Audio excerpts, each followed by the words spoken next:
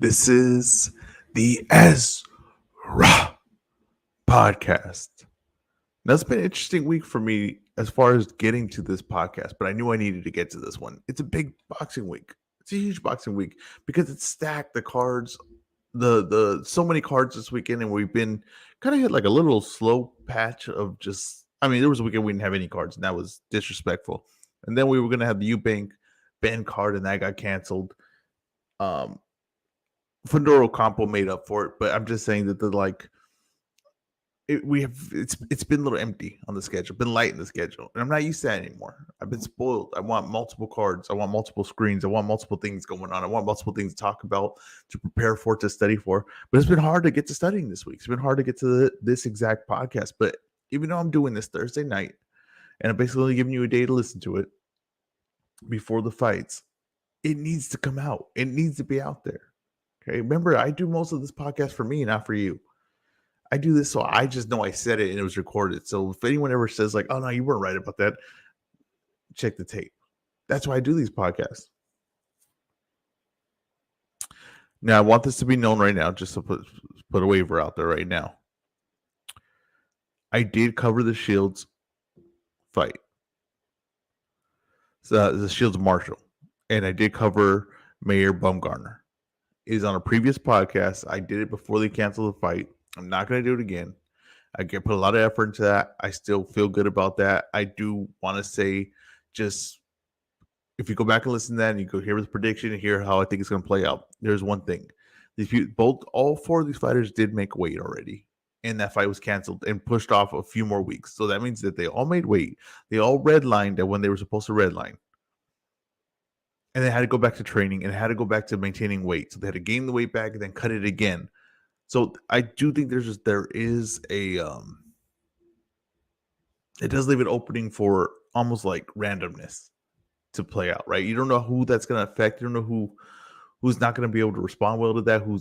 Was harder to cut weight again. Who's barely making weight in the first place. Who if they miss a red line can't get it back. Whose energy is going to be dipped.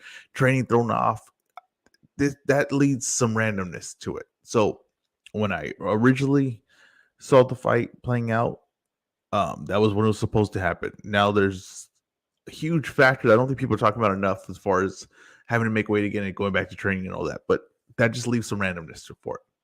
So it might not look anything like that, but I want to protect myself with a little disclaimer that randomness can ensue in those cards. I think those are excellent cards. They're probably the most competitive fights of the weekend, most interesting fights. Some of the most interesting fights of the weekend for sure.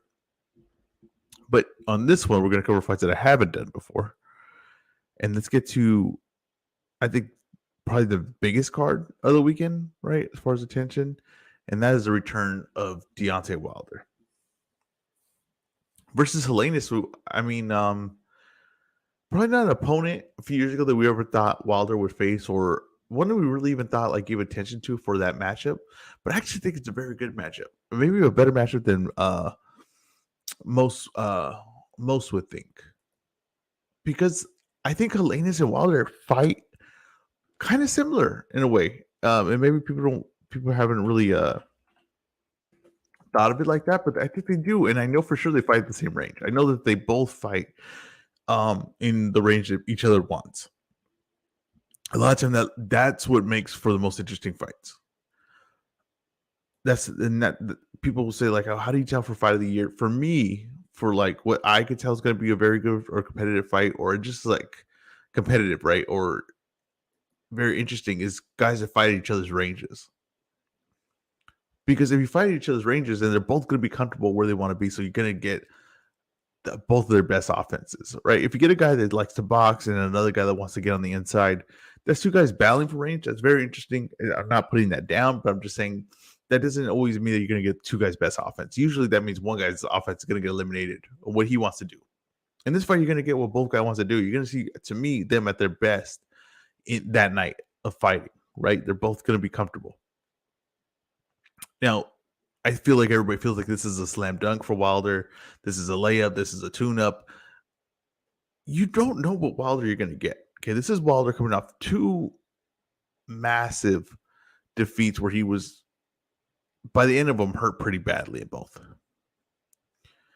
You cannot tell me what Wilder you're gonna get. Also, remember Wilder is doing another complete body change, right? He gained all the muscle. Um, you don't see this a lot in boxing. You do see it in MMA though. The example I could think of is like Frank Mir. Frank Mir was on top of the world. Then he ran to like Brock Lesnar. Brock Lesnar beats him up. He loses to some bigger men, right? And Frank Mir, who was like an kind of like an average size heavyweight, suddenly just says, "I'm going to put all this muscle on. I'm going to be as big as them. I'm going to be the biggest he could possibly be." And he got so big at one point that he was trying to, he was like figuring out the UFC was going to allow him to weigh beyond the heavyweight limit, which was like 265. He was all muscle. I thought it seemed like to me like clearly juicing, and he was going to try to weigh above 205, right? And so he came in really big. He has some success and then he loses again. This size doesn't like still put him over the top with like the top guys that are really big. And when then he has like a few like like drastic changes, like his body goes back to the way it was and all those things. A lot of it's like usually a sign of the end, that, if I'm being honest, and that's a lot of drastic changes for your body to go through. And then the losses adding up. We don't know, like you really do not know what Wilder you're going to get in this fight. So we can't say it's like a slam dunk or a layup. Now, if we get the Wilder that we got maybe in the second Fury fight, right? The Wilder in the first Fury fight, the Wilder you got to face Luis Ortiz. Yes, I would pick him to win the fight. Yes, I would go in picking him to win the fight. But if there's some slowing down, right?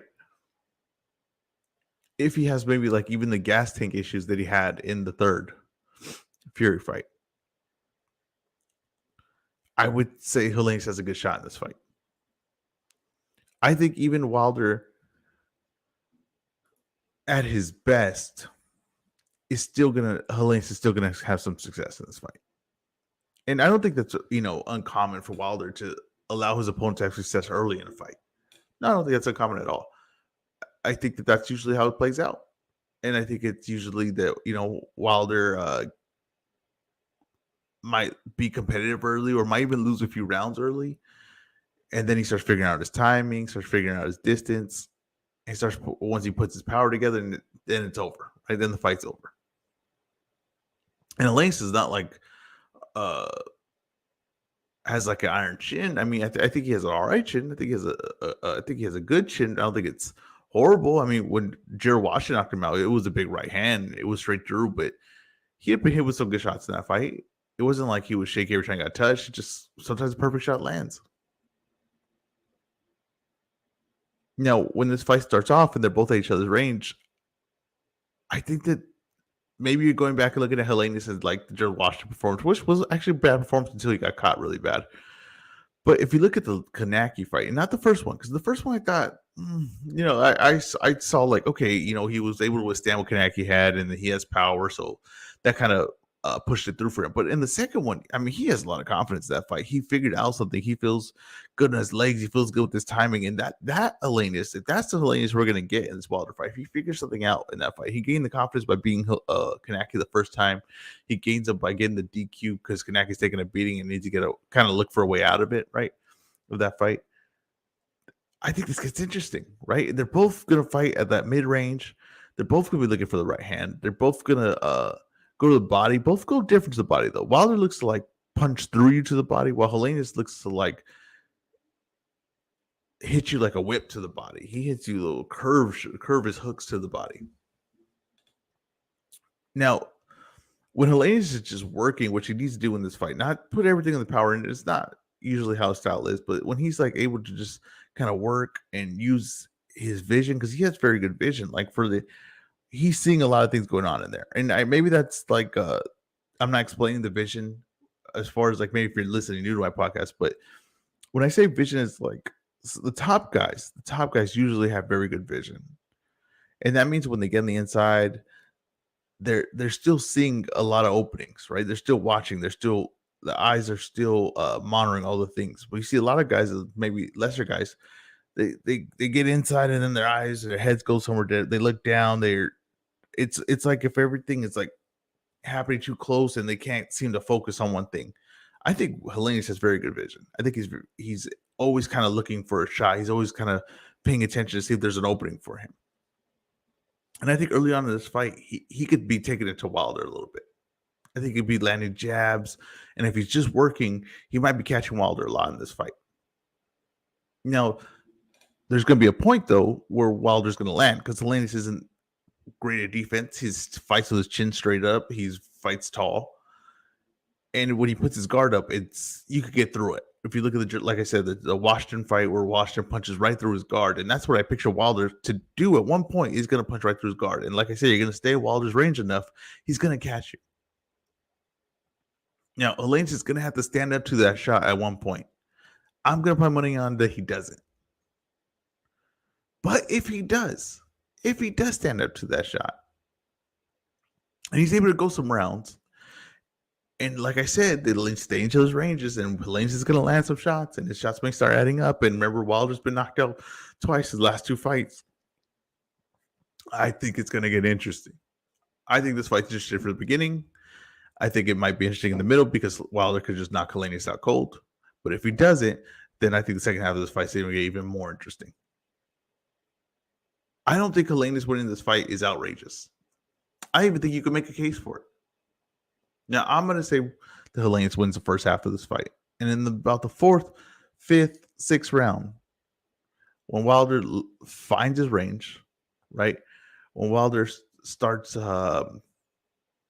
setting up that right hand with his left hand, when he starts double stepping to find his spot, I think he's going to put it on Helenius, and Helenius isn't going to move. I think Helenius is going to stand tall. He's going to put a guard up that isn't precise, a guard up that's just hoping that something takes something off of that right hand, and I think that right hand's going to sneak right through the middle.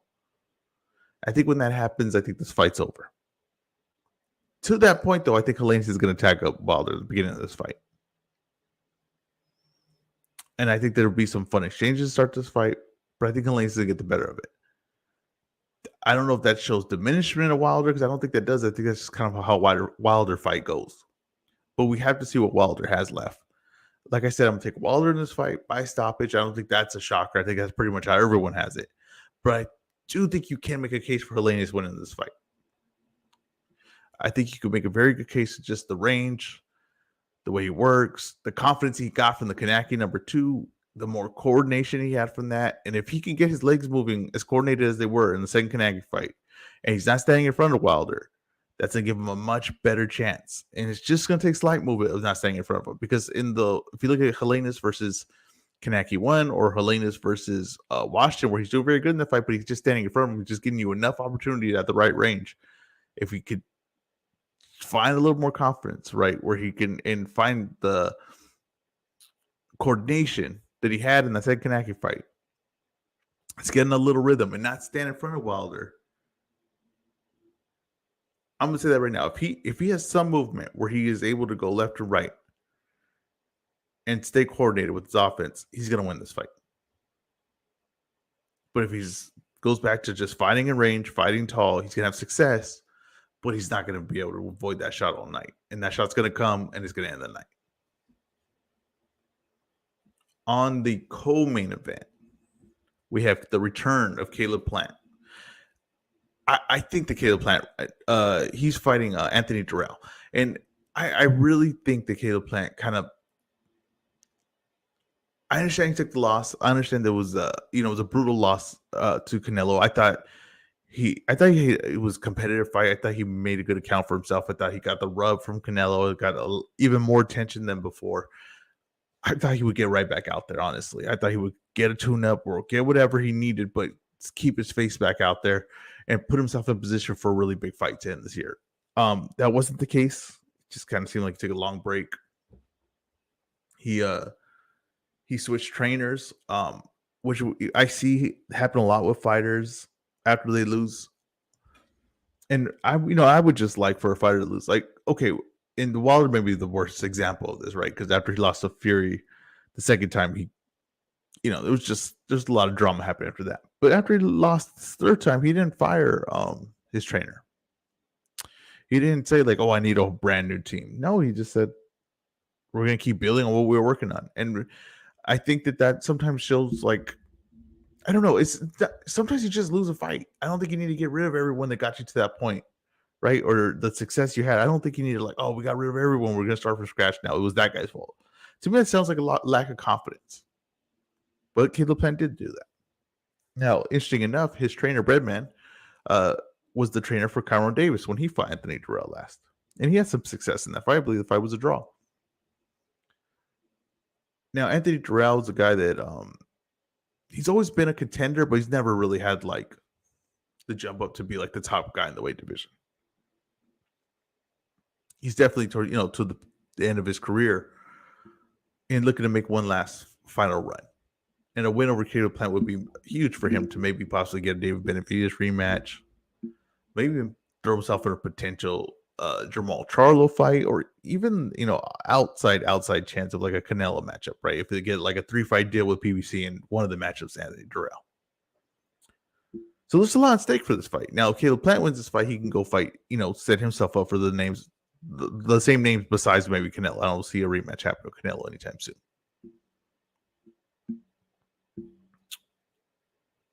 I think, Caleb Plant's a big favorite in this fight. I think that makes a lot of sense to me. I think Anthony Durrell is very good when he's allowed to fight at his range, and someone doesn't make him, have to use his movement, because that's the one thing that Anthony Durrell really suffers in boxing. He doesn't have good movement. He doesn't have good feet. Now, when he's planted, he's very dangerous. Good power, good speed, good variety of punches and angles, but his feet are no good. I mean, that's just honest truth of it. His feet are not good enough for a guy like Caleb Plant. His feet are not good enough for the highest levels of boxing. And Caleb Plant is going to do what I'm sure Bremen saw that Cameron Davis was able to do, who's a lesser fighter, or way lesser fighter than Caleb Plant. And he's going to be able to move Anthony Durrell around. He's going to be able to jump in when he wants and push Anthony Durrell off his spot. That's another thing, is that Anthony Durrell's feet aren't just bad coming forward. They're actually bad when he has to get pushed back. And a guy like Caleb Plant, who I think people want to say he has no power, but I think he has a little pop. A little more pop than people give him credit for, can push a guy like Durrell back. And when he pushes Durrell back, he completely loses himself and has to reset. Now, will Durrell have moments in this fight? Sure, he's an experienced fighter. He'll find a way to get some shots off, right? Especially if Caleb Plant gets a little overconfident when he comes to the range. But I think Caleb Plant's going to put a boxing lesson in this fight. Now, I don't pick him to get the stoppage, but I do pick him to win by a wide margin in this fight. I think he's going to move Durrell around. I think he's going to take him off his spot. I think if Durrell stumbles in, he's going to make him pay for it. I really expect Caleb Plant to win a one-sided fight here. And it's just all because of the feet, all because of the legs. Now, if Durrell's going to have success in this fight, he's got to punch his way in. And the reason why he has to punch his way in, because he doesn't have the legs to make up the ground. So he's going to have to punch his way in that makes Caleb Plant stay at home. And that will allow him to get his feet behind the punches. A lot of times, like a really good fighter, his legs set up his punches. But if you lack the footwork, your punches have to set up your legs to get you in the right position. And that would allow him to get on the inside. Another thing Durrell's going to have to do is make Caleb Plant pay when he gets greedy and jumps in. And he looks to come in first and respond first, and Durrell's going to have to make a pay for that. Those are the two spots that he's going to have to be in. So make Caleb Plant pay when he comes in, and punch first and move your feet in the position you need to get in to get on the inside. Might be a frustrating night for Anthony Durrell. And if Caleb Plant wins this fight, I think there's a good chance we see finally the David Benavidez fight. Now, I do imagine Canelo is going to go to the PBC next and sign a deal to fight Jamal Charlo or David Benavidez. But it might be he might take a year break. So if David Benavidez wants a big fight, Caleb Plant's right there. He needs a big fight. This fight only makes too much sense, and it's a fight that everybody's wanted for a long time. So I think that's the direction they will go.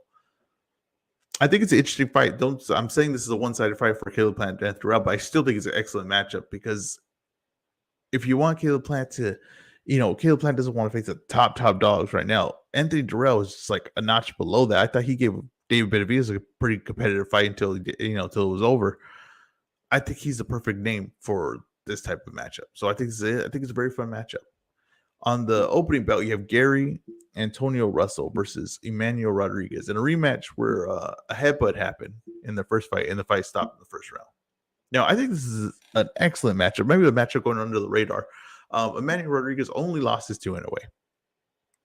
Gary Antonio Russell has 0 defeats.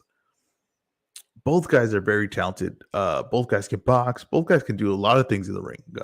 Good legs, good defensively, good timing, good offenses. But I think Gary Antonio Russell is a little more take some chances, doesn't need everything to be perfect. And I think Emmanuel Rodriguez kind of wants things to be perfect, especially coming off his loss to Inoue where he got knocked out. That might also affect his willingness to really take some chances. In his last fight, which it wasn't his last fight, but the fight after the Inoue fight, which he lost a decision. So actually, yeah, he has 2 losses. Let me confirm that what Emmanuel Rodriguez has. He actually has 2 losses, or that was a draw, but I know he didn't get a win right after.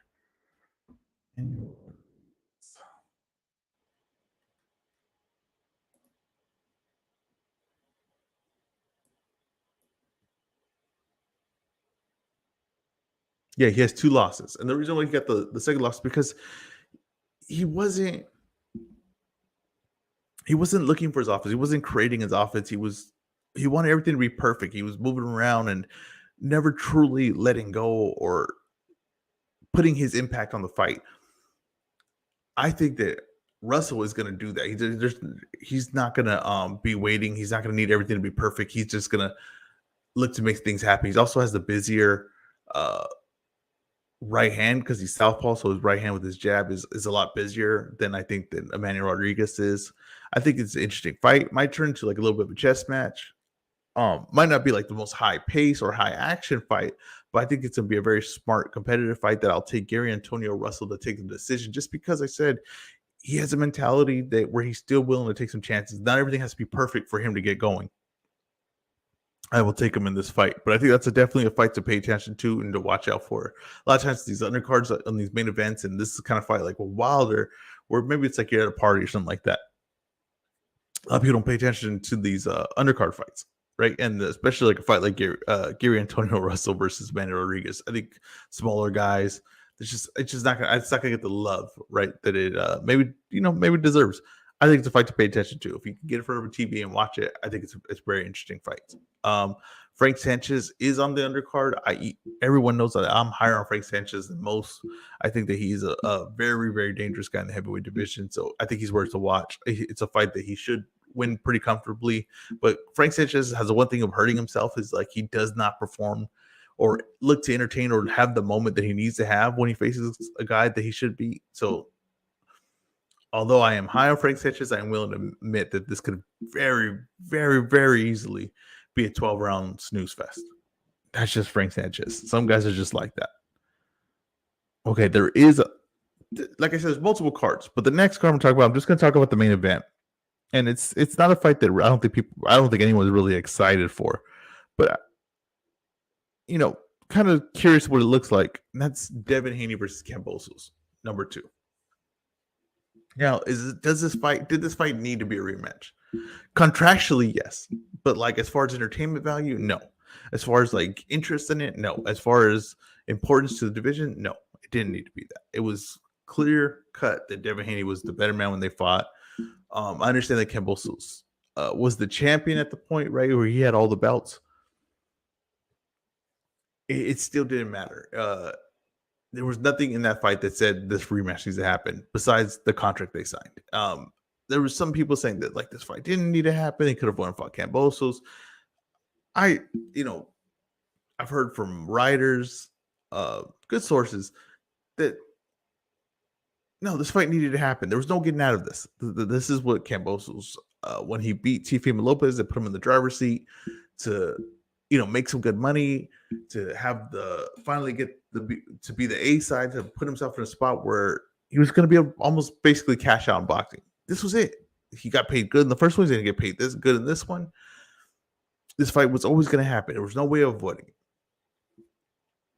So we're here, and everyone's kind of expecting the same thing, right? I've heard some people say that they think maybe Haney could stop him this time, but the truth is that Haney probably could just outbox him the same way and just jab him, move around the ring, and jab him, rinse and repeat. Now, I think if you went to a lot of people and said, "What could Kambosos do different?" They're all going to say he needs to put pressure, he needs to be more active, he needs to come forward. I'm going to say the opposite. I don't think Kambosos was ever good coming forward. I think that he dropped Tiafimo, and we assumed that. I'm telling you, those things like that, when someone gets dropped unexpectedly, it stays in your mind, and people that's all they remember from that fight. But when really he was a counterpuncher in that fight. In fights that he struggled at, like against Lee Shelby, he came forward in those fights. He struggled in those fights. I thought he lost against Lee Shelby. Against Devin Haney, I think coming forward, I don't expect a different result. Now, maybe he came forward in the last fight and he was stuck. He kind of got stuck in the middle of the ring, honestly, but he still came forward and he wasn't able to do anything.